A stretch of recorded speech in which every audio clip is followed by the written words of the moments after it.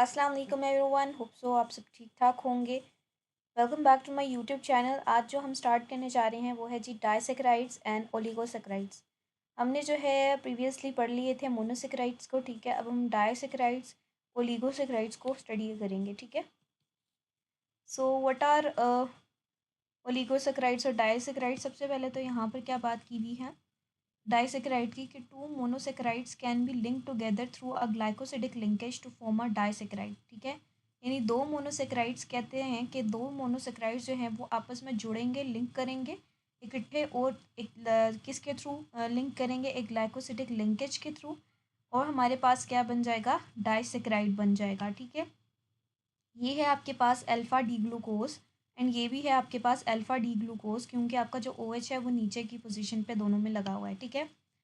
तो इनका जब आपस में क्या होगा, लिंक बनेगा एक, ये जब ज्वाइन करेंगे आपस में, ठीक है, ग्लाइकोसिडिक बॉन्ड की मदद से या ग्लाइकोसिडिक लिंकेज करेंगे। ग्लाइकोसिडिक लिंकेज का क्या मतलब है कि यहाँ इस वाले ऑक्सीजन से, ठीक है, और ये वाला जो कार्बन है ये अटैच हो जाएगा, ठीक है। तो कुछ इस तरह की फॉर्मेशन हो गई यहाँ पर, ठीक है। यहाँ पर देखो इसको, तो ये क्या है, ये आपके पास ये वाला ऑक्सीजन था, ठीक है। इसके साथ आपका ये वाला हाइड्रोजन जो था ये निकल गया और ये वाला ऑक्सीजन यहाँ पर शो किया गया, ठीक है। इस वाले ऑक्सीजन के साथ क्या होगा, ये वाला आपके पास जो है, और ये वाला भी हाइड्रोजन जो है वो निकाल दिया गया है, ठीक है। और वो ऑक्सीजन में निकाल दिया गया है और दोनों को ज्वाइन कर दिया है एक सिंगल ऑक्सीजन से, यानी कि यहाँ पे दो H निकले हैं, ठीक है, और एक O निकला है। तो हमारे पास वाटर निकल गया यहाँ से, पीछे एक ऑक्सीजन रह गया, और हमारे पास ये वाला जो स्ट्रक्चर था ये पूरा का पूरा यहाँ पर आके अटैच हो गया, कुछ इस तरीके से यहाँ नज़र आ रहा होगा आपको, ठीक है। और बाकी सब कुछ एज इट इज़ सब कुछ सेम है, ठीक है। और ये वाला जो स्ट्रक्चर है आपका, basically this is known as cyclic hemiacetal, ठीक हो गया। और आपके पास यहाँ से आपको नज़र आ रहा होगा, इस ऑक्सीजन को कह रहे हैं ये α1 4 ग्लाइकोसिडिक लिंकेज है। क्यों? क्योंकि हमारे पास कार्बन नंबर 1 से कार्बन नंबर 1 को नेक्स्ट वाले के कार्बन नंबर 4 से ज्वाइन किया गया है, ठीक है। क्या हुआ है, कार्बन नंबर 1 को नेक्स्ट वाले के कार्बन 4 से ज्वाइन किया गया है और एक ग्लाइकोसिड लिंकेज बनी है और अल्फ़ा पोजिशन से बनी है। तो हम लोग इसको कहेंगे α1 4 ग्लाइकोसिडिक लिंकेज। और ये जो स्ट्रक्चर हमारे पास बना है, this is basically known as maltose, ठीक है। And this is a disaccharide. Disaccharide कब बनेगा, जब दो मोनोसेक्राइड्स ज्वाइन करेंगे, तो हमारे पास एक ग्लाइकोसिडिक लिंकेज के थ्रू वो ज्वाइन करेंगे और हमारे पास क्या बन जाएगा, एक डाइसेक्राइड, ठीक हो गया। नेक्स्ट है जी, disaccharides can be hydrolysed into their monosaccharide building blocks by boiling them with dilute acid और reacting them with the appropriate enzymes, ठीक है। डाइसेक्राइड्स को हम लोग हाइड्रोलाइज कर सकते हैं, यानी कि उनकी हाइड्रोलिसिस कर सकते हैं किसके अंदर, मोनोसेक्राइड्स के अंदर, यानी उनको तोड़ सकते हैं। डाइसेक्राइड को तोड़ के वापस हम उनको मोनोसेक्राइड में चेंज कर सकते हैं उनकी हाइड्रोलिसिस करवा के, ठीक है। Building blocks by boiling them with the dilute acids, किस तरीके से हम लोग इन दो बिल्डिंग ब्लॉक्स को जो हमने जोड़ के डाइसेक्राइड बनाए थे इनको वापस हम कैसे तोड़ सकते हैं, इनको हम लोग बॉयल करेंगे जब किसी भी डाइल्यूट एसिड के साथ, या फिर अगर हम उनको रिएक्ट करवा देंगे किसी भी अप्रोप्रिएट एंजाइम के साथ, तो डाइसेक्राइड हमारे पास टूट के मोनोसेक्राइड में चेंज हो जाएगा। Disaccharides that contain hemiacetal groups are reducing sugars, ठीक है। जो डाइसेक्राइड्स हैं जिनके अंदर हेमी एसिटल ग्रुप्स होते हैं, इनको हम लोग क्या बोलते हैं, इनको हम लोग बोलते हैं जी रिड्यूसिंग शुगर। हेमी एसिटल मैंने आपको बताया था कि कौन किस टाइप का स्ट्रक्चर होता है। अगर आपको हेमी एसिटिलिक स्ट्रक्चर नज़र आ जाता है, ग्रुप नज़र आ जाता है, तो इसका मतलब है कि वो वाला जो डाइसेक्राइड है that is basically a sugar और अ रिड्यूसिंग शुगर। लेकिन अगर वहाँ पर आपको हेमी एसिटल नज़र नहीं आता, तो वो रिड्यूसिंग शुगर नहीं होगा, that would be the non reducing sugar, okay. अब माल्टोस है, अब माल्टोस की हम लोग क्या करवा रहे हैं, हाइड्रोलिसिस करवा रहे हैं। अभी पीछे हम लोगों ने ये वाला माल्टोस का स्ट्रक्चर देखा था, ठीक है।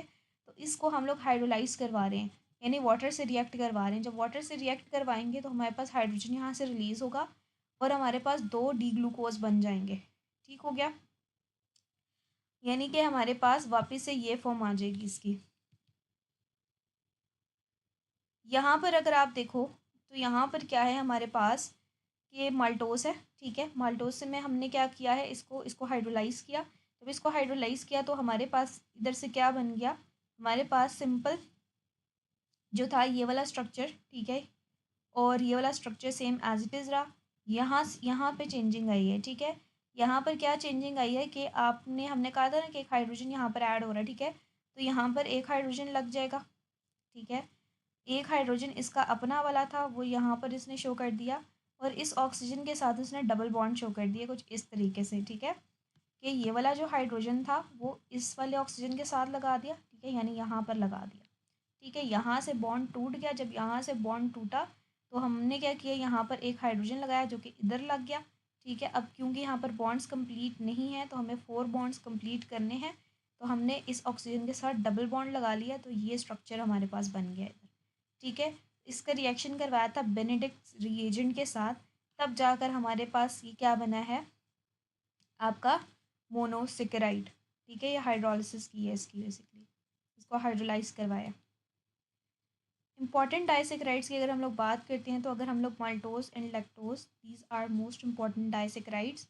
माल्टोज का तो अभी हम लोगों ने स्ट्रक्चर देख लिया है, ठीक है, कि कैसे होता है और किस तरह से फॉर्म होता है। 2 अल्फा डी ग्लूकोज से मिलकर हमारे पास माल्टोज बनता है, ठीक है। माल्टोज को हम लोग मॉल्ट शुगर भी कहते हैं, और ये प्रोड्यूस होता है in germinating grain such as barley. Barley के अंदर आपको मिलता है, ग्रेन्स के अंदर मिल जाता है। स्टार्च के तौर पे काम करता है, as starch is broken down during malting, ठीक है। जिससे स्टार्च होती है वो ब्रेक डाउन हो जाती है मॉल्टिंग के दौरान, and is form during the hydrolysis of starch to glucose. और क्या होता है, यानी कि अगर हम लोग इस माल्टोज को देखें तो एक ग्रेन फॉर्म में होगा, लेकिन जैसे ही हम लोग इसकी माल्टिंग करवाएंगे यानी हाइड्रोलिसिस करवाएंगे, तो ये जो माल्ट वाला स्ट्रक्चर है ये टूट के किसके अंदर चेंज हो जाएगा, ये चेंज हो जाएगा स्टार्च के अंदर, सॉरी स्टार्च से चेंज हो जाएगा किसके अंदर, ग्लूकोज के अंदर ड्यूरिंग डाइजेशन। यानी कि हम लोग जब माल्ट को या माल्टोज को लेते हैं, इसका इंटेक करते हैं, या फिर हम कोई भी ग्रेन खाते हैं, तो बेसिकली वो माल्टोज है, ठीक है, उसके अंदर माल्टोज मौजूद है। तो जब हम लोग हमारी जब डाइजेशन होती है तो उसकी ब्रेक डाउन होती है, तो जब उसकी ब्रेक डाउन होती है तो किस में चेंज हो जाएगा, ऑब्वियस सी बात है ग्लूकोज में चेंज हो जाएगा, यानी शुगर में चेंज हो जाएगा। और इसके अंदर हेमियोसिटल ग्रुप ये, तो ये हमारे पास रिड्यूसिंग शुगर है, यानी कि ये टूट सकती है, रिड्यूस हो सकती है, ठीक हो गया। उसके बाद हमारे पास है जी बीटा 1 फॉर ग्लाइकोसिडिक लिंकेज, जिसमें हमारे पास एक बीटा डी ग्लूकोज और एक हमारे पास अल्फा डी ग्लूकोज जो है वो मिलकर क्या बना रहे हैं, हमारे पास लैक्टोज बना रहे हैं, ठीक है। अब ये भी अब आपके पास क्या है, डाइसेक्राइड है। अब हमने कहा था जब 2 मोनोसेक्राइड ज्वाइन करेंगे थ्रू द ग्लाइकोसिडिक लिंकेज, हमारे पास डाइसेक्राइड बनेगा। अब हमने ये बात नहीं की थी कि दोनों के दोनों सेम होने चाहिए, दोनों के दोनों डिफरेंट भी हो सकते हैं। अब एक बीटा डी ग्लैक्टोज ले लिया है और एक अल्फा डी ग्लूकोज ले लिया, ये दोनों के दोनों क्या हैं, मोनोसेक्राइड्स हैं। जब इनको ज्वाइन अप किया तो हमारे पास डाइसेक्राइड बना, और ये बेसिकली क्या है, लैक्टोज इसको बोलते हैं, ठीक है। अब अगर आप यहाँ पर देखो बीटा डी ग्लूकोज का स्ट्रक्चर, तो बीटा डी ग्लूकोज हमें पता है कि यहाँ पर क्या था, उसके बीटा में OH ऊपर होगा और हाइड्रोजन नीचे होगा, ठीक है। तो अब यहाँ से इसका हाइड्रोजन रिमूव किया गया बेसिकली, अब 1 और उसका चौथा, इसका पहले कार्बन में से उठाया गया और उसके चौथे कार्बन में से उठाया गया, ठीक है। अब इस चौथे कार्बन के अंदर बेसिकली क्या था, यहाँ से हाइड्रोजन निकाला और वहाँ से क्या निकाला है, H2 निकाला, यानी कि यहाँ से H2O निकल गया बाहर, ठीक है, यानी वाटर मॉलिक्यूल पूरा का पूरा एक्सक्रीट आउट हो गया इधर से, ठीक हो गया। और ये हमारे पास ये जो इन 2 ऑक्सीजन के दरमियान जो एक बॉन्ड बन गई है हमारे पास, यही आपके पास क्या है, ग्लाइकोसिडिक लिंकेज है, जिसको हम लोग बीटा 1 फॉर ग्लाइकोसिडिक लिंकेज कह रहे हैं, क्योंकि ये बीटा पोजीशन से हो रही है एंड 1 और उसके 4 पोजीशन से हो रही है, ठीक है। एंड ऑक्सीजन जब आपस में इस तरीके का बॉन्ड बनाते हैं, ठीक है, तो ये हमारे पास ग्लाइकोसिडिक फॉर्मेशन होती है, ठीक है। अब लैक्टोज क्या है, lactose is also known as milk sugar, इसको हम लोग मिल्क शुगर भी कहते हैं। Lactose constitutes 5% of cow's milk and 7% of human milk. अब लैक्टोज के अंदर क्या होता है, 5% काउ का मिल्क होता है एंड 7% जो है वो ह्यूमन मिल्क होता है। It is digested by enzyme lactase, ठीक है। और ये इसको डाइजेस्ट कौन करता है, ठीक है, हमारा जो एंजाइम हमारी बॉडी के अंदर एंजाइम जिसका नाम है लैक्टेज, वही जो है वो लैक्टोज को डाइजेस्ट करता है। Pure lactose is found in by the watery by product of cheese production, ठीक है। हमारे पास जो प्योर लैक्टोज होता है, ठीक है, ये वाटरी वाई में फाउंड होता है। वाई क्या है, ये एक वाटरी बाय प्रोडक्ट है चीज़ प्रोडक्शन का, ठीक है, यानी चीज़ जब हम लोग बनाते हैं तो हमारे पास जो वाटरी सा बाय प्रोडक्ट हमें मिलता है आफ्टर द फॉर्मेशन ऑफ चीज़, उसके अंदर सबसे ज़्यादा प्योर लैक्टोज हमें मिलता है, और उसका नेम क्या होता है, वाई, ठीक है। तो आई होप सो कि ये 2 आपको डाइसेक्राइड्स आपको अच्छे से समझ में आए होंगे। एक और इम्पॉर्टेंट डाइसेक्राइड है, दैट इज़ सुक्रोज। सुक्रोज को हम लोग टेबल शुगर भी कहते हैं, ठीक है, जो कि आप यूज़ करते हो, ठीक है, चीनी जो आपकी होती है। Both anomeric carbons of glucose and fructose are tied together in the glycosidic linkage. Thus neither ring can open and sucrose is not a reducing sugar. अगर हम लोग सुक्रोज को देखें तो सुक्रोज जो है ये एक नॉन रिड्यूसिंग शुगर है, ये रिड्यूसिंग शुगर नहीं है, यानी इसका क्या मतलब है, इसको आप तोड़ नहीं सकते, ठीक है।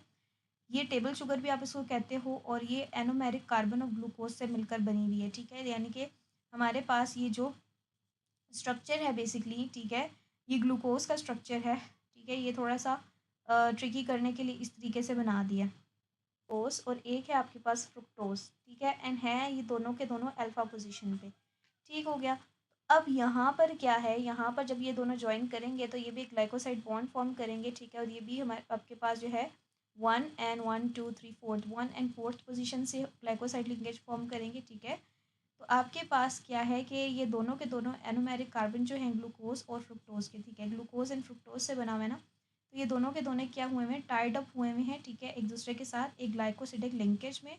दस नाइदर रिंग कैन ओपन, अब ये रिंग ओपन भी नहीं हो सकती, ठीक है, and sucrose is not a reducing sugar. और ये जो पूरा का पूरा स्ट्रक्चर है that is the structure of sucrose, ठीक है। तो फ्रुक्टोज एंड ग्लूकोज से मिलकर जो आपका स्ट्रक्चर बना है इसको हम लोग सुक्रोज कह रहे हैं, इसको आप तोड़ नहीं सकते क्योंकि इसके इन दोनों के पास क्या है, एनोमेरिक कार्बन है, ठीक है, और आप इसको तोड़ नहीं सकते, इसका मतलब है ये एक नॉट या फिर नॉन रिड्यूसिंग शुगर है। Sucrose is not a reducing sugar, ठीक है। तो इसकी अगर आपसे रीज़न पूछ लें कि why it is not a reducing sugar, तो आपको पता होना चाहिए कि it does not contain the hemiacetal, ठीक है, एंड प्लस इट अगर हम लोग बात करते हैं इसकी किसकी बात करते हैं, एनोमेरिक कार्बन की, तो they contain anomeric carbon, that's why they are non reducing sugars, ठीक है। Sugar is found in fruits, हमें पता है, सुक्रोज, ठीक है। सुक्रोज हमारे पास फाउंड किया जाता है फ्रूट्स में, नेक्टर्स में, शुगर कैन में, शुगर बीड्स में, मापल सिरप में, इनके अंदर जो है 65% सुक्रोज होता है with glucose and fructose present as well, और ग्लूकोज एंड फ्रुक्टोज भी कुछ अमाउंट में मौजूद होता है। कैरामल जो है ये एक सॉलिड रेजिड्यू है जो कि फॉर्म होता है किससे, हीटिंग दी सुक्रोज। जब सुक्रोज़ को आप हीट अप करते हो, यानी कि जो आपके घर की चीनी है बेसिकली वो सुक्रोज़ ही है, ठीक है। उसको आपने देखते हो ना, कैरामल बनाने के लिए चीनी को आप मेल्ट करते हो, हीट करते हो, ठीक है, तो वो उसका जो है वो चॉकलेटी सा कलर आ जाता है, ठीक है, ये येलोइश सा या मस्टर्ड सा कलर आ जाता है, तो वो कैरामल आपका होता है। तो एक सॉलिड रेजिड्यू है, ठीक है, और ये उसको ठंडा करो तो वो सॉलिड सा बन जाता है, बिल्कुल हार्ड हो जाता है। तो वो कैसे फॉर्म होता है, जब आप सुक्रोज़ को हीट करते हो। A flavouring agent called invert sugar is produced by the hydrolysis of sucrose under the acidic conditions. अब कहता है कि एक फ्लेवरिंग एजेंट है जिसको आप कहते हो इन्वर्ट शुगर, वो भी आप प्रोड्यूस कर सकते हो सुक्रोज को हाइड्रोलाइज करवा के, उसको कुछ एसिडिक कंडीशंस प्रोवाइड करके, जो कि क्या करता है, which breaks it apart into glucose and fructose. Invert sugar is sweeter than sucrose because of the fructose, ठीक है। अब यहाँ पर क्या बात की है, यहाँ पर ये बात की है कि हमारे पास हाइड्रोलिसिस करवाओगे, जब एसिडिक कंडीशंस इसको प्रोवाइड कर दोगे, तो ये उस सूरत में टूट सकता है, ठीक है। ग्लूकोज एंड फ्रुक्टोज ये अलग हो जाएंगे, और ये इन्वर्ट शुगर जो होती है बहुत ज़्यादा स्वीटर होती है as compare to this sucrose, ठीक है। यानी कि अगर हम इस पूरे सुक्रोज के स्ट्रक्चर को देखें और एक इन्वर्ट शुगर को देखें जो हमने इसी के हाइड्रोलिसिस से बनाई है, इसको एसिडिक कंडीशंस प्रोवाइड करके, तो वो मच स्वीटर होती है देन दिस सुक्रोज, ठीक है। क्यों क्यों स्वीटर होती है, क्योंकि उसके अंदर फ्रुक्टोज होता है, फ्रुक्टोज इटसेल्फ काफ़ी मीठा होता है, ठीक है। Some of the sugar found in honey is formed in this fashion. Invert sugar is also produced in jams and jellies prepared from acid containing fruits, ठीक है। कहते हैं कुछ शुगर जो होती है वो हनी में भी पाई जाती है, और वो जो हनी में शुगर पाई जाती है ना, वो इसी तरह से बनाई जाती है। इनवर्ट शुगर जो होती है जैम्स में भी आपको मिलेगी, जेलीज में भी मिलेगी, ठीक है, जो कि प्रिपेयर किए जाते हैं एसिड कंटेनिंग फ्रूट्स की मदद से, ठीक हो गया। नेक्स्ट है आपके पास, या डाइसेक्राइड्स हम पढ़ चुके हैं, नेक्स्ट है आपके पास क्या, oligosaccharides. Oligosaccharides contain 3 to 10 monosaccharide units. अब हमने क्या पढ़ा था कि डाइसेक्राइड दो मोनोसेक्राइड यूनिट से मिलकर बनेगा, लेकिन ओलिगोसेक्राइड क्या होता है, 3 से लेकर 10 तक, जितने मर्जी आप, यानी कि इसकी जो रेंज है ना वो क्या है, 3 to 10। इस रेंज के जब मोनोसेक्राइड यूनिट्स आपस में ज्वाइन अप करेंगे तो आपके पास क्या बन जाएगा, ओलिगोसेक्राइड। वो 3 भी हो सकते हैं, 4 भी हो सकते हैं, 5, 6, 7, 8, 9, 10 भी हो सकते हैं। 10 से ऊपर जाओगे तो ओलिगो नहीं रहेगा, ठीक है। अब यहाँ पर देखो 3 जुड़े हुए हैं, एक है आपके पास बीटा गलेक्टोज, एक है अल्फा डी ग्लूकोज, एक है बीटा डी फ्रुक्टोज, ठीक है। अब यहाँ पर देखो ये जो ग्लैक्टोज है इसके अंदर आपके पास ये जो ओ है, ठीक है, यानी ओ एच, यानी कि बीटा फॉर्म है तो ये ऊपर की तरफ है ओ एच आपका, ठीक है। तो इसने ग्लाइकोसिडिक यानी 1,4 बीटा ग्लाइकोसिडिक लिंकेज फॉर्म की अल्फा डी ग्लूकोज के साथ। अब इसने भी आगे जो है अपनी 1,4 ग्लाइकोसिडिक लिंकेज फॉर्म की हुई है बीटा फ्रुक्टोज के साथ। यानी ये बीच का है कि ये अपने दोनों तरफ से शेयरिंग कर रहा है, अपने 1 वाले से भी और अपने 4 वाले से भी। ये वाला सिर्फ अपने 1 वाले से शेयर कर रहा है और ये वाला जस्ट अपने 4 वाले से शेयर कर रहा है। लेकिन जो अल्फा डी ग्लूकोज है वो क्या शेयरिंग कर रहा है, वो अपनी दोनों साइड से शेयरिंग कर रहा है। ठीक है। और ग्लाइकोसिडिक लिंकेज बना रहा है और ये उसी तरीके से बनेगी जिस तरह मैंने आपको पिछले प्रीवियसली बताया था यहाँ पर। ठीक है, कि किस तरीके से ग्लाइकोसिडिक बॉन्ड फॉर्म हो रहा है। तो सेम लाइक दैट ये वैसे ही फॉर्म हो जाएगी इधर। ठीक है। और इस स्ट्रक्चर का नाम होता है जी raffinose. An oligosaccharide found in peas and beans. ये क्या है, ये एक ओलिगोसेक्राइड है जो कि पीज में, मटर में और बीन्स में, दालों में मिलता है आपको। Largely undigested until reaching the intestinal flora in large intestine releasing hydrogen, carbon dioxide and methane. ठीक है। ये क्या है आपके पास, ये लार्जली क्या रहता है, अनडाइजेस्टेड रहता है जब तक ये इंटेस्टाइन के अंदर नहीं पहुंच जाता, खास तौर पे लार्ज इंटेस्टाइन में। और वहाँ जाकर ये गैसेस रिलीज करता है जैसे hydrogen, carbon dioxide and methane gas. तो बच्चों यही था आपका आपके पास हमारा जी ओलिगोसैकेराइड्स। ठीक है। अब जो है हम लोग पढ़ेंगे जी पॉलीसेकेराइड्स को। पॉलीसेकेराइड्स क्या हैं आपके पास, अच्छा ये प्रोबेबली हमारा लास्ट लेक्चर होगा विद द कार्बोहाइड्रेट। ठीक है। तो पॉलीसेकेराइड्स आपके पास क्या है, पॉलीसेकेराइड्स कंटेन हंड्रेड्स और थाउजेंड्स ऑफ कार्बोहाइड्रेट यूनिट्स। ठीक है। पॉलीसेकेराइड्स के पास क्या होते हैं, hundred and thousands of carbohydrate units होते हैं, यानी कि थाउजेंड्स तक भी जा सकते हैं, हंड्रेड्स तक भी जा सकते हैं। ठीक है। Polysaccharides are not reducing sugars, इनको नहीं तोड़ सकते आप। ठीक है। Since the anomeric carbons are connected through glycosidic linkages. क्यों, क्योंकि आपका जो एनोमेरिक कार्बन होता है उसकी कनेक्शन ही थ्रू ग्लाइकोसिडिक लिंकेज होती है। We will consider three kinds of polysaccharides, all of which are polymers of glucose, starch, glycogen and cellulose. कहते हैं हम कंसिडर करेंगे थ्री काइंड्स ऑफ पोलीसेक्राइड्स को। ठीक है। जिनमें पॉलीमर्स जो हैं ग्लूकोज के वो कौन कौन से होंगे, ये सारे के सारे पॉलीमर्स हैं, जैसे स्टार्च है, ग्लाइकोजन है, सेलुलोज, ये सारे के सारे क्या हैं, पॉलीमर्स हैं किसके, ग्लूकोज के। और इनको हम लोग पोलीसेक्राइड्स भी कहते हैं। पहले हम स्टार्च को पढ़ लेते हैं। तो स्टार्च एक पॉलीमर है जिसके पास डी ग्लूकोज यूनिट्स होते हैं। ठीक है। Starches and other glucose polymers are usually insoluble in water because of the high molecular weight. ठीक है। जो स्टार्चेज होती हैं या दूसरे ग्लूकोज पॉलीमर्स होते हैं ये पानी के अंदर हल नहीं हो सकते। क्यों, क्योंकि इनका मॉलिक्यूलर वेट इतना ज़्यादा होता है। ठीक है। जिसकी वजह से ये डिजॉल्वेबल नहीं है स्टार्चेज जितनी भी हैं। ठीक है। और ये किसका पॉलीमर है, स्टार्च डी ग्लूकोज का। ठीक है। यानी डी ग्लूकोज से मिलकर, डी ग्लूकोज काफ़ी सारे लगे हुए हैं और मिलकर एक बड़ी सी स्टार्च बन गई है। ठीक है। Because they contain large number of O H groups, क्योंकि स्टार्च के पास large number of hydroxyl groups होते हैं। तो some starches can form thick colloidal dispersions when heat in water. ठीक है। क्या होता है कि कुछ स्टार्चेस जो होती हैं बहुत ज़्यादा थिक, क्योंकि ओ एच ग्रुप इनके बड़े बड़े ओ एच ग्रुप लगे हुए होते हैं। तो कुछ स्टार्चेस जो होती हैं वो बहुत ही थिक सा कोलोडियल डिस्पर्शन सी बना देती हैं, क्लाउडियल सी, टी कोलोडियल सी, क्लाउडी सी डिस्पर्शन सी बना देती हैं वाटर के अंदर। ठीक है। जब उनको हीट किया जाता है पानी के अंदर। फॉर एग्जांपल आप देख लो फ्लोर को, आटे को देख लो, starch use as thickening agent. जैसे आप लोग जो है कॉर्नफ्लोर यूज़ करते हो थिकनिंग एजेंट ग्रेवीज़ के अंदर या सॉसेस के अंदर उसको थिक बनाने के लिए। ठीक है। जो होती है वो स्टार्च ही प्रेजेंट होती है। ठीक है। तो वो क्या होती है, वो थिक सा कोलोडियल सोल्यूशन दे देती है जब आप उसको हीट करते हो। ठीक है। उसके बाद है there are two forms of starch. Starch की दो फॉर्म्स हैं, अमाइलोज एंड अमाइलोपेक्टिन। पहले हम लोग अमाइलोज को पढ़ लेते हैं। ये स्टार्च है। Amylose consist of long unbranched chains of glucose from thousands to 2000 molecules connected by alpha 1,4 glycosidic linkages. ठीक है। अब जो अमाइलोज है ये एक बहुत लंबी स्ट्रक्चर होती है। ठीक है। ब्रांच चेन नहीं होती है, अनब्रांच चेन होती है, लीनियर फॉर्म में बड़ी सी एक चेन होती है, इसकी कोई ब्रांचेस नहीं होती, यानी ऊपर और नीचे कुछ नहीं लगा होगा, इस तरह स्ट्रेट चेन की फॉर्म में होगी। ठीक है। लेकिन ये हमारे पास बनी होती है 1000 से 2000 मॉलिक्यूल्स के साथ ग्लूकोज के, यानी ग्लूकोज आपके पास जो है ना वो इस तरह लॉन्ग चेन में थाउजेंड्स एंड 2000 की तादाद में लगा हुआ होता है। और उनका जो कनेक्शन होता है आपस में वो अल्फा 1,4 ग्लाइकोसिडिक लिंकेजेस से होता है। यानी एक का 1 होगा और दूसरे का 4th पोजीशन वाला ही होगा और ग्लाइकोसिडिक बॉन्ड बन रहा होगा। तो ये जो एरोस शो किए गए हैं ना, इसका ये मतलब है कि यहाँ पर बहुत लंबी लंबी चेन्स और भी लगी हुई हैं जो कि हम यहाँ शो नहीं कर सकते हैं। थाउजेंड्स हम नहीं बना सकते यहाँ पर, इसलिए हमने पहली 3 शो की और ये अप टू सोन हम लोगों ने कंटिन्यू करने के लिए एरोज लगाए। ये आपने लगाने, अगर आप नहीं लगाओगे इसका मतलब है कि आप जस्ट इन तीनों का बता रहे हो, बट इन एरोज का मतलब क्या है कि आप बाकियों का भी बता रहे हो। ठीक है। तो देखो यहाँ से भी 1 and 4, ठीक है, 1 and 4, 1 and 4, इसी तरह अप टू सो ऑन ये चलती रहती है और आपके पास ये अल्फ़ा पोजीशन पे होती है। अल्फ़ा पोजीशन मीन्स नीचे वाली, डाउनवर्ड, ठीक है। ओके, तो ये वाला जो स्ट्रक्चर है ना आपका, ये अमाइलोज का स्ट्रक्चर है जिसमें कोई ब्रांच नहीं होती, लेकिन 1000 से लेके 2000 मॉलिक्यूल्स ग्लूकोज के कनेक्ट हुए होते हैं bye alpha 1 for glycosidic linkage. 10 to 20% of the starch in plants is in this form. Plants के अंदर जो स्टार्च होती हैं 10 से 20% वो इसी फॉर्म में होती है, अमाइलोज की फॉर्म में। The amylose chain is flexible through to enough to allow the molecules to twist into the shape of a helix. Because it packs more tightly, it is slower to digest than other starches.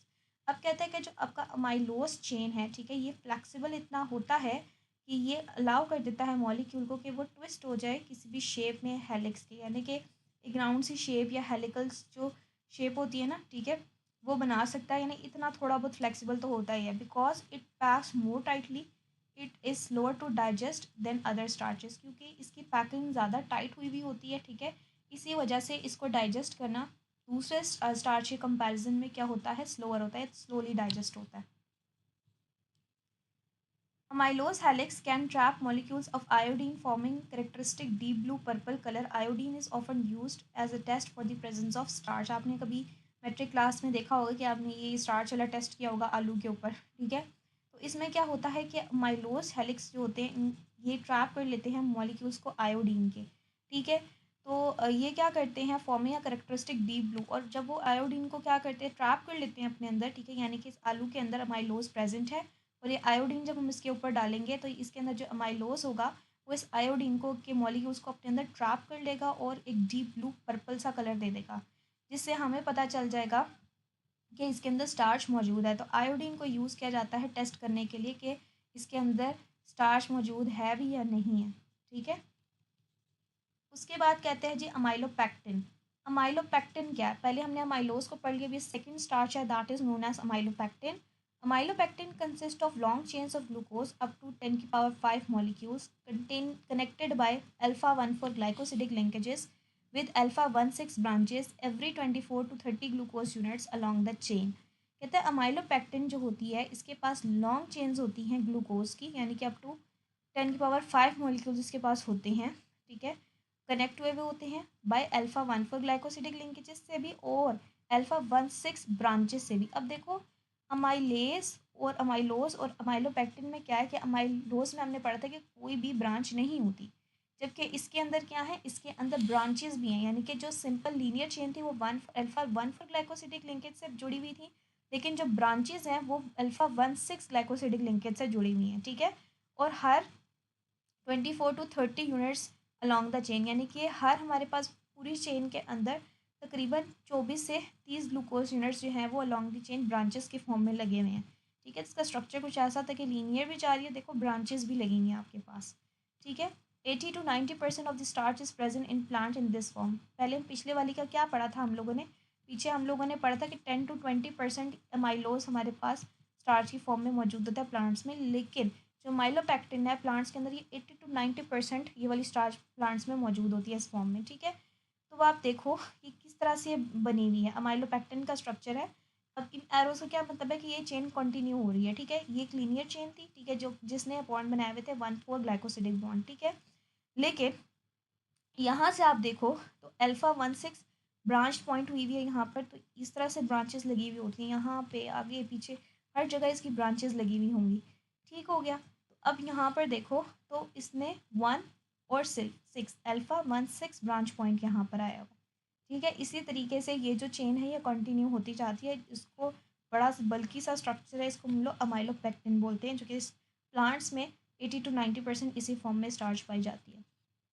उसके बाद है जी आपके पास glycogen, ये भी एक form of starch है। Glycogen also known as animal starch, इसको हम लोग एनिमल स्टार्च भी कहते हैं। स्ट्रक्चरली सिमिलर टू अमाइलोपेक्टिन, इस ये सिमिलर होती है अमाइलोपेक्टिन के, ठीक है। कंटेनिंग इसके अंदर भी बहुत अल्फा 1 4 ग्लाइकोसिडिक लिंकेज भी होती है और उसी की तरह अल्फा 1,6 ब्रांच पॉइंट्स भी होते हैं। Glycogen is even more highly branched, लेकिन इसके मुकाबले में सबसे ज़्यादा जो हाईली ब्रांच्ड है, सबसे ज़्यादा जो हैवियर है वो क्या है, ग्लाइकोजन है, ठीक है, with branches occurring every 8 to 12 glucose units, ठीक है। यानी कि हर 8 से 12 ग्लूकोज यूनिट्स में ब्रांचेस निकल रही हैं, ठीक है।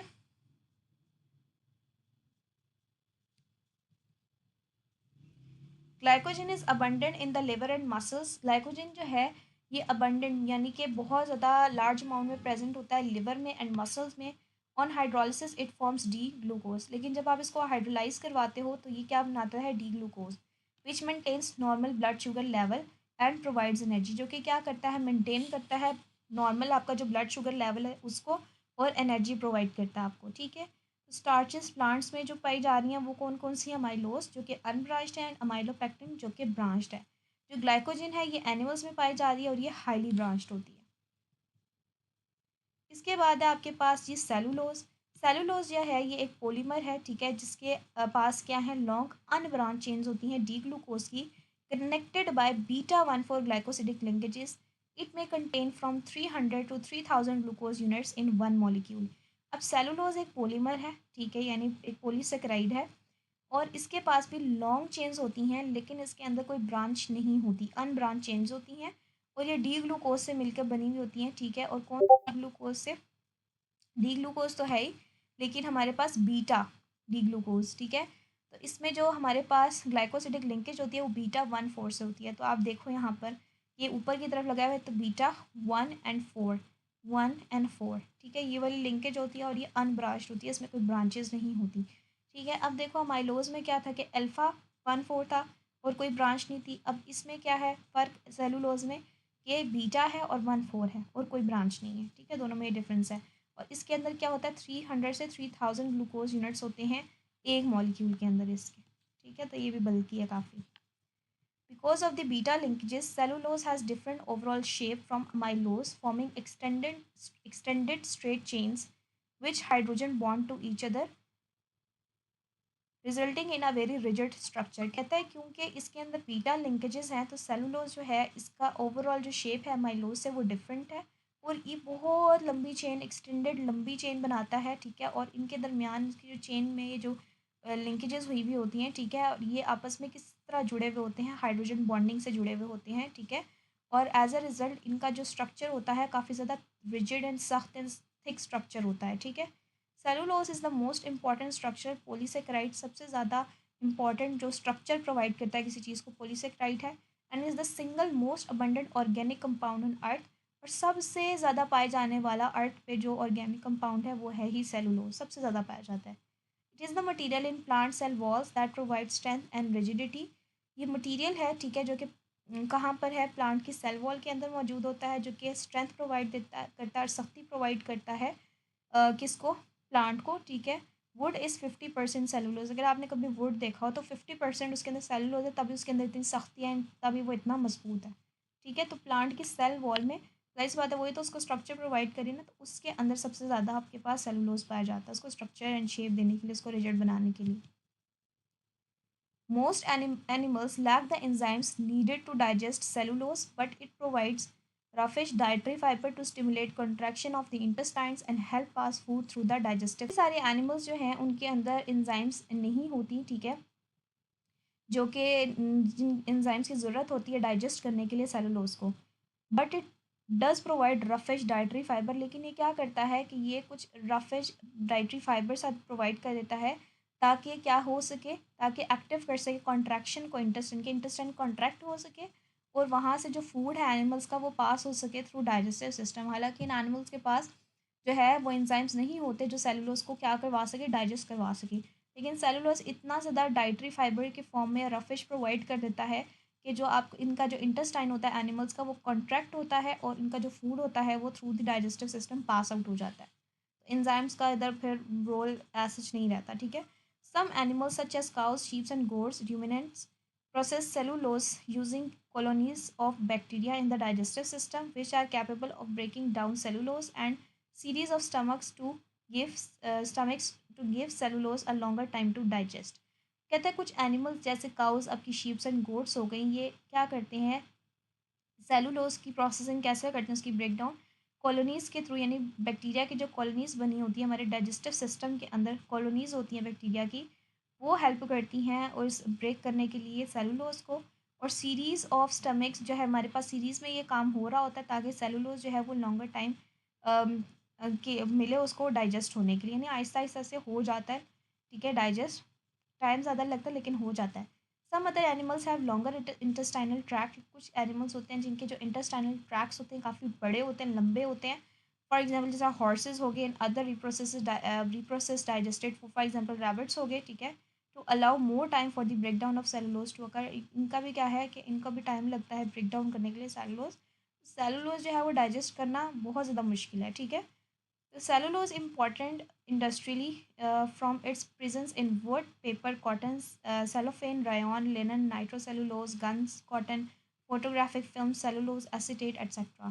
सेलुलोज जो है ये इम्पॉर्टेंट है इंडस्ट्रियली भी, ठीक है। इसकी प्रेजेंस जैसे वुड के अंदर पेपर बनता है, कॉटन, रेयॉन, लिनन, ठीक है, ये सारी चीज़ें हमारे पास सेलुलोज से बन रही है, तो इंडस्ट्रियली इसकी काफ़ी ज़्यादा इंपॉर्टेंस है।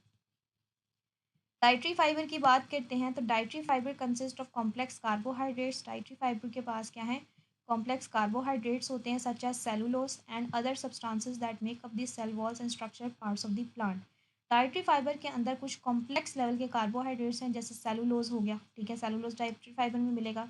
और कुछ दूसरे सब्सटेंसेस होते हैं जो कि सेल वॉल बनाते हैं और स्ट्रक्चर बनाते हैं कुछ प्लांट्स के, ठीक है। Good sources of dietary fiber include cereal grains, oatmeal, fresh fruits and vegetables and grain products। ठीक है, फाइबर हमें लेना भी चाहिए क्योंकि इससे आपको भूख कम लगती है, ठीक है। तो ये हमारे पास गुड सोर्सेज जो डाइटरी फाइबर है हमारे पास वो क्या है, आपको ग्रेन से, सीरियल से, ओट मील से, fresh fruits, vegetables and grain product से आपको फाइबर मिलता है, ठीक है। Soluble fibre such as pectin has a lower molecular weight and is more water soluble. जो हलशुदा फाइबर है जो कि हल हो जाता है वो पैक्टिन है, और इस क्यों, क्योंकि इसका मोलिकुलर वेट क्या है, कम है, इस वजह से वाटर के अंदर ज़्यादा सॉल्युबल होता है। Soluble fibre traps carbohydrates and slows down their direction and absorption. जो सॉल्युबल फाइबर होता है वो क्या करता है, वो ट्रैप कर लेता है कार्बोहाइड्रेट्स को, ठीक है, और क्या कर लेता है, स्लो कर देता है डाइजेशन को और एब्जॉर्प्शन को, thereby levelling out blood sugar levels during the day, ठीक है। और हमारा जो ब्लड शुगर लेवल है उसको भी लेवल पे रखता है, ठीक है। यानी कि स्लो डाइजेशन करेगा, यानी काफ़ी फीलिंग ऑफ फुलनेस हमें आती रहती है अगर हम लोग फाइबर इनटेक करते हैं तो काफ़ी टाइम तक हमारा पेट भरा रहता है, ठीक है। क्यों, क्योंकि डाइजेशन स्लो हो रही है। डाइजेशन स्लो है तो इट मीन्स कि आपका जो ब्लड शुगर लेवल है वो मेंटेन रहेगा, आपको भूख नहीं लगेगी बार बार, ठीक है। Soluble fibre also helps to lower cholesterol, इसीलिए जो सॉल्युबल फाइबर्स हमें लेने भी चाहिए। ये क्या करते हैं, आपका कोलेस्ट्रॉल लेवल क्या करते हैं, उसको कम करने की कोशिश करते हैं बाय बाइंडिंग डाइट्री कोलेस्ट्रॉल, ठीक है, बाइंड करके डाइट्री कोलेस्ट्रॉल के साथ, ठीक है, डाइट्री कोलेस्ट्रॉल को बाइंड करके उसके साथ। उसके बाद क्या, इनसॉल्युबल, अब सॉल्युबल फाइबर्स के तो हमने देख लिया काफ़ी सारे बेनिफिट्स हैं। अब इनसॉल्युबल फाइबर्स में क्या आता है, सेलुलोज होता है, तो ये प्रोवाइड करता है बल्क टू द स्टूल, यानी स्टूल काफ़ी ज़्यादा बल्कि अमाउंट में आ रहा होता है, ठीक है, सेलुलोज लेने से, which helps the body to eliminate solid waste. और क्या करते हैं कि इसी वजह से क्या होता है कि जो सॉलिड वेस्ट होता है ह्यूमन बॉडी के अंदर वो इस उसको हेल्प आउट करता है उसको एलिमिनेट करवाने के लिए। काइटिन की बात करें तो chitin is a polymer of N acetyl glucosamine N amide derivative of the amino sugar glucosamine in which one of the OH group is converted to amine NH2 group. अब यहाँ पर काइटिन भी एक polymer है, ठीक है, जो कि एन एसिटाइल ग्लूकोसामाइन का पॉलीमर है, ठीक है, यानी इससे मिलकर बना हुआ है, ठीक है। एन एसिटाइल ग्लूकोसामाइन मिलते हैं, पॉलीमर चेन बनती है तो काइटिन उसको हम बोलते हैं। ये एक अमाइड का डेरिवेटिव है, ठीक है, जिसमें अमाइनो शुगर ग्लूकोसामाइन है, ठीक है, उसका डेरिवेटिव है, जिसमें हमारे पास एक OH ग्रुप जो होता है वो कन्वर्ट हो जाता है अमाइन ग्रुप के अंदर। The polymer is extremely strong because of the increase hydrogen bonding. ये पॉलीमर एक्सट्रीमली स्ट्रॉन्ग होता है क्योंकि इसके अंदर हाइड्रोजन बॉन्डिंग सबसे ज़्यादा होती है, provided by the amide group, जो कि कौन प्रोवाइड करते हैं, अमाइड ग्रुप प्रोवाइड कर रहे होते हैं, ठीक है। तो ये आपका ग्लूकोसामाइन का स्ट्रक्चर, इसमें देखो NH2 है, ठीक है। अब हमारे पास क्या होगा कि OH ग्रुप जो होता है इसके अंदर वो हमारे पास चेंज हो जाता है किसके अंदर, NH2 के अंदर, ठीक है। यहाँ पर देखो OH था ना, OH की जगह NH2 लग गया तो ये ग्लूकोसामाइन हो गया, ठीक हो गया। तो ग्लूकोसामाइन एन एसिटाइल ग्लूकोसामाइन हमारे पास क्या है कि हमारे पास ये NH3 की जगह NH और एसिटाइलिक ग्रुप के साथ NH लगा हुआ है, तो ये हमारे पास एन एसिटाइल ग्लूकोसामाइन, ये सिंपल ग्लूकोसामाइन था और ये एन एसिटाइल ग्लूकोसामाइन है जिसके साथ एसिटाइल ग्रुप है और NH3 लगा हुआ है और आगे ग्लूकोज का जो स्ट्रक्चर होता है आपके पास, ठीक है।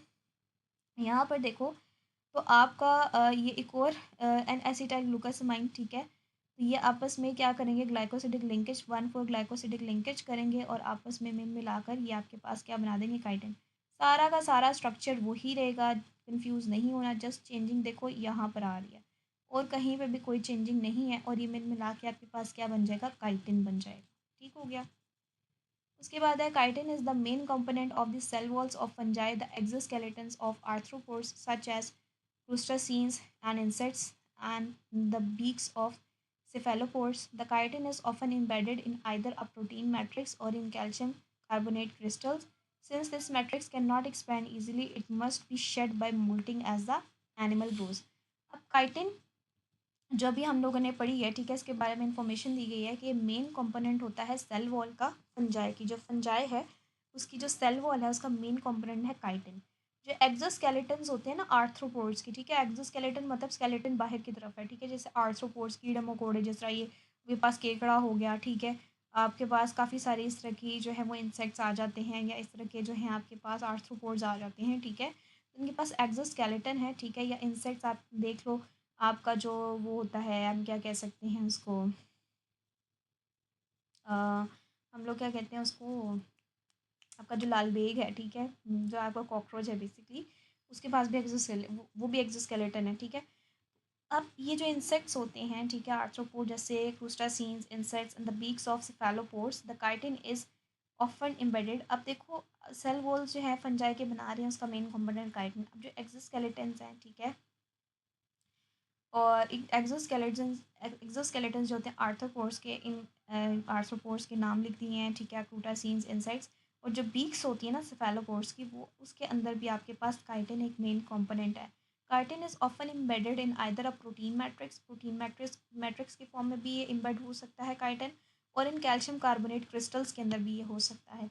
Since this matrix can not expand easily, ये मैट्रिक्स जो है ये एक्सपांड नहीं हो सकता, बढ़ नहीं सकता easily, so it must be shed by moulting as the animal grows. इसकी शेडिंग स्टार्ट हो जाती है, ठीक है, मोल्टिंग के प्रोसेस के थ्रू, जैसे ही एनिमल ग्रो करता रहता है। ठीक हो गया। तो ये जस्ट बेसिक चीज़ के बारे में ना इंफॉर्मेशन, ये पीस ऑफ इंफॉर्मेशन। तो स्टूडेंट्स हम कार्बोहाइड्रेट्स को एज अ होल में कंप्लीट कर चुके हैं, ठीक है, तो सब्सक्राइब करना ना भूलें।